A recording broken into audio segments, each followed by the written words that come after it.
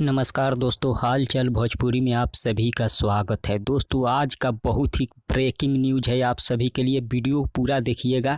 लेकिन उससे पहले आप सभी से एक छोटा सा रिक्वेस्ट है कि अगर आप खेसारी लाल जी का फ़ैन है तो वीडियो को लाइक कर दीजिएगा, और हमारे चैनल पर पहली बार आए हैं तो चैनल को सब्सक्राइब कर बेल आइकन को दबा दीजिएगा, क्योंकि इस चैनल पर केवल खेसारी लाल जी का न्यूज आता है। चलिए शुरू करते हैं। आपको बता दें, आज खेसारी लाल यादव जी समाजवादी पार्टी के नेता अखिलेश यादव जी से मुलाकात की है दिल्ली में, जो कि आप लोग स्क्रीन पर देख सकते हैं।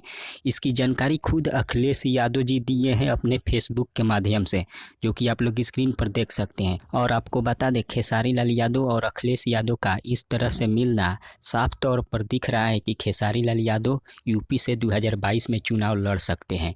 अब इस विषय पर आप सबका क्या राय है, कमेंट के जरिए हमें ज़रूर बताइएगा। तब तक बने रहिए, मिलते हैं अगले वीडियो में अगले न्यूज के साथ। धन्यवाद दोस्तों।